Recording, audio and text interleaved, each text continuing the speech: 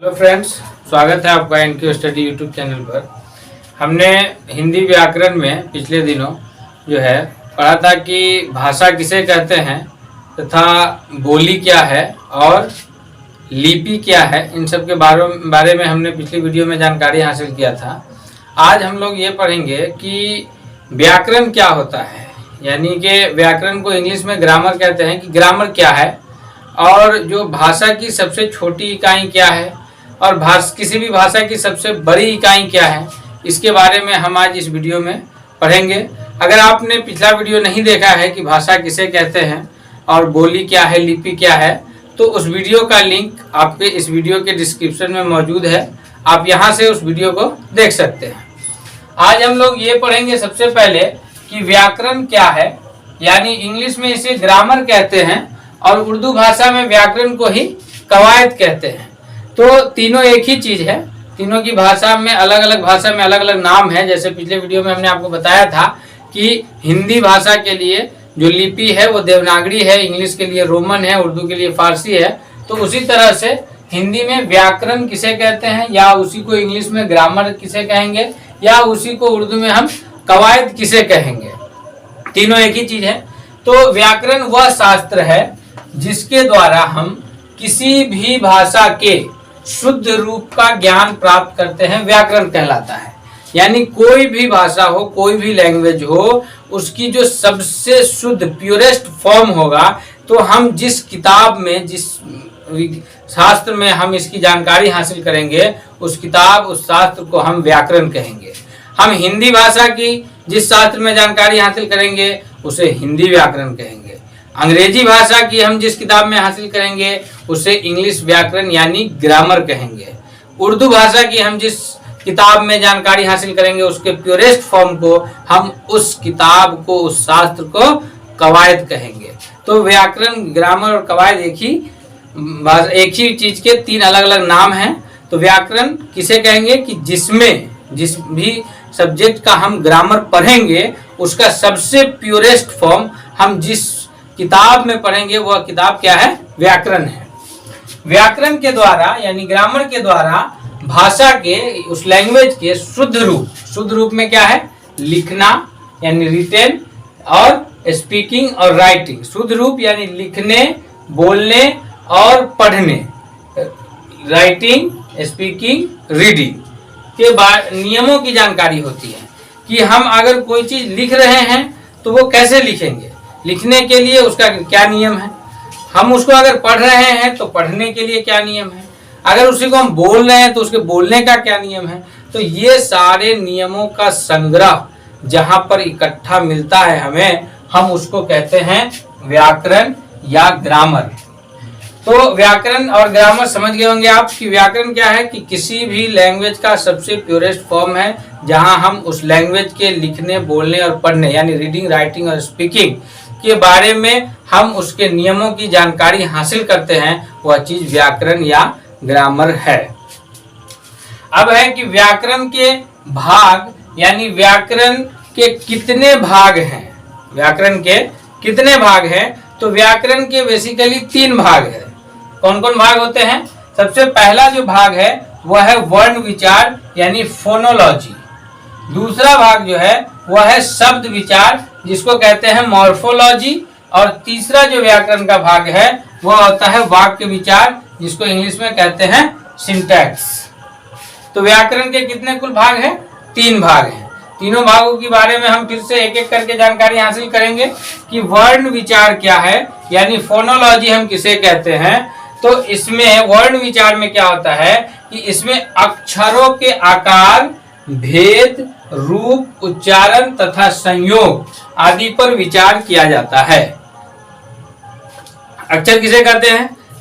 हम पिछली वीडियो में आपको बताए थे कि अक्षर क्या है कि किसी भी भाषा की सबसे छोटी इकाई जो है वो अक्षर है, जिसमें हम क्या करते हैं कि वो एक संकेत होता है। कोई भी एक जो आवाज है उसके लिए जो एक प्रॉपर संकेत हम इस्तेमाल करते हैं वो अक्षर है। तो हम अक्षरों का आकार, अब अक्षर है जैसे मान लिया कि हमने एक आवाज उत्पन्न किया अ, तो अ आवाज के लिए एक संकेत दिया गया, इस तरह का ये अ है।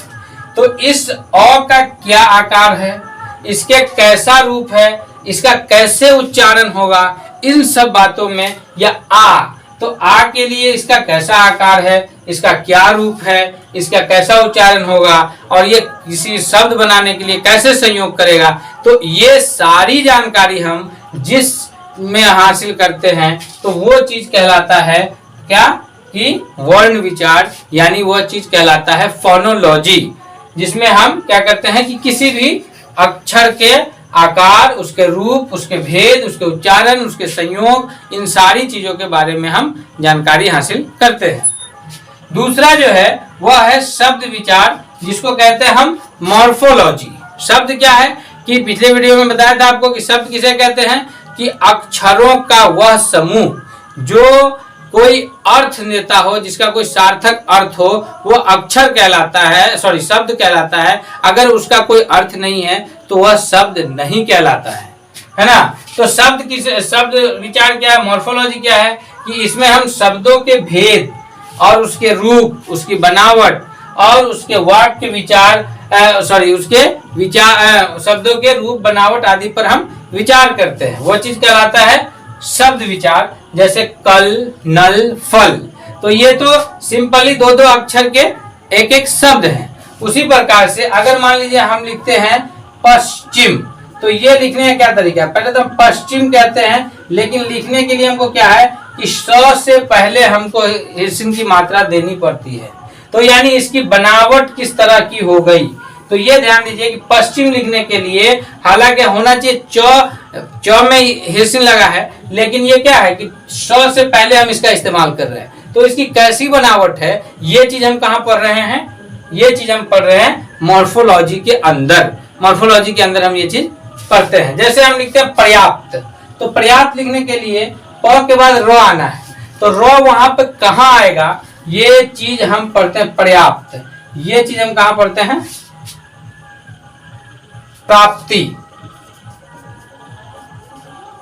प्राप्ति। तो ये जो हम पढ़ रहे हैं, तो ये पढ़ने के लिए हम जिस किताब का इस्तेमाल करें वो ग्रामर है, और ग्रामर में हम जहां इसकी जानकारी हासिल कर रहे हैं कि एक शब्द किस प्रकार का होगा, उसकी बनावट कैसी होगी, उसका रूप कैसा होगा, ये चीज कहला रहा है शब्द विचार। अब अगला है जो आखिरी है, ग्रामर के आखिरी जो भाग है वह है वाक्य विचार, यानी सिंटैक्स। इसमें क्या है कि हम इसमें वाक्यों के भेद, उनके संबंध, वाक्य बनाने तथा वाक्य विशेषण की विधि, वो विराम चिन्ह आदि पर विचार किया जाता है। यह है वाक्य विचार। तो वाक्य विचार में क्या है कि इसमें हम वाक्यों के भेद, उसके संबंध और वाक्य बनाने के वाक्य विशेषण की विधि और विराम चिन्ह पर हम विचार करते हैं। वाक्य क्या होता है कि दो या दो से अधिक शब्दों का समूह जिसका कोई ना कोई परफेक्ट अर्थ निकलता हो, वो चीज कहलाता है वाक्य। तो अब ये वाक्य के लिए अगर हम ये देखते हैं कि जैसे लिखते हैं हम कि यह कलम है, तो यहाँ तीन शब्द हैं, एक है यह, दूसरा है कलम और तीसरा है। तो यह कलम है एक वाक्य है, और इस वाक्य में यह है, फिर कलम है, फिर है। हालांकि ये तीन अलग अलग वाक्य हैं, शब्द हैं, जिसमें हम ये कह सकते हैं कलम है यह या कलम यह है, लेकिन इसका अर्थ वो सुटेबल अर्थ नहीं निकल रहा है जो ग्रामर के हिसाब से होना चाहिए। तो सुटेबल अर्थ क्या है, सबसे पहले यह कलम है, तो इसमें सबसे पहले आया यह, फिर आया कलम, फिर आया है। तो यहाँ पे ये बता रहा है कि ये वाक्य किस प्रकार के होंगे, तो ये चीज हम लोग पढ़ते हैं इसमें सिंटैक्स में, है ना। फिर उसके बाद हम इसमें ये भी जानकारी हासिल करते हैं कि एक वाक्य का दूसरे से कैसा संबंध है, या हम उससे ये भी पढ़ते हैं कि वाक्य में कहाँ पे हमें ठहरना है। अगर मान लीजिए हमें कोई पैराग्राफ लिख रहे हैं, एक वाक्य लिख रहे हैं कि जैसे, और वो विराम चिन्ह जो है वो अपना एक अलग अहमियत रखता है। विराम चिन्ह से पूरे का पूरा वाक्य का अर्थ बदल जाता है, तो इसको हम वाक्य विचार में पढ़ते हैं। जैसे मान लीजिए कि अगर विराम चिन्ह हमको देना है कि किसी को रोकना है, तो हम लिख देते हैं कि रोको, और यहाँ पे विराम चिन्ह दे देंगे, आगे लिख देंगे मत जाने दो। तो यहाँ पे क्या होगा कि इस वाक्य का अर्थ क्या हो गया कि उसको रोकना है, जाने नहीं देना है। और वहीं अगर हम विराम चिन्ह का प्रयोग इस तरह से करें कि रोको मत जाने दो, रोको मत के बाद विराम चिन्ह दे दे और तब लिखे जाने दो, तो यहाँ पे अर्थ ये हो जाएगा कि हम किसी को ये अनुमति दे रहे हैं कि उसको रोका नहीं जाए, उसको जाने दिया जाए। तो एक विराम चिन्ह से पूरे के पूरे वाक्य का अर्थ बदल जा रहा है। तो हम इन सब सारी जानकारी हम जहां हासिल करते हैं उसको हम कहते हैं वाक्य विचार, जिसमें हम क्या करते हैं कि वाक्य की बनावट पर, वाक्य के संबंध पर, और वाक्य में हम कहाँ विराम चिन्ह इस्तेमाल करते हैं और वाक्य किस प्रकार का होता है। जैसे एक वाक्य है, यह कलम है, तो यहाँ पे ये सिंपल सा एक वाक्य है। अगर हम यही में आगे, इसी वाक्य में आगे अगर हम क्या लगा दे, क्या यह एक कलम है, तो ये क्या यह कलम है, क्या हो गया, यहाँ पर आगे वाक्य में क्या लग जाने से वाक्य का अर्थ बदल गया। यानी यहाँ क्वेश्चन किया जा रहा है, यह कलम है, यहाँ बताया जा रहा है कि यह कलम है। वहीं अगर हमने यह के आगे शब्द एक क्या जोड़ दिया तो यहाँ एक प्रश्न आ गया कि क्या यह कलम है, तो यह प्रश्न सूचक वाक्य हो गया। तो वाक्य की सारी जानकारियां जिसमें वाक्य हम हासिल करते हैं उसको हम कहते हैं वाक्य विचार या सिंटैक्स। तो इस तरह आज हमने सीखा कि व्याकरण क्या है और व्याकरण के कितने भाग हैं। अब आगे की वीडियो में हम लोग एक एक करके सीखेंगे इन सारे अक्षर को, फिर शब्द विचार को, फिर वाक्य विचार को हम आगे डिटेल्स में सीखेंगे। इसलिए अगर आपने अब तक हमारे चैनल को सब्सक्राइब नहीं किया है, चैनल पर अगर आप हमारे नए हैं तो सबसे पहले आप हमारे चैनल को सब्सक्राइब कर लीजिए तथा बेल आइकन को दबा लीजिए ताकि हमारा सारा वीडियो आपको सबसे पहले पहुंचे।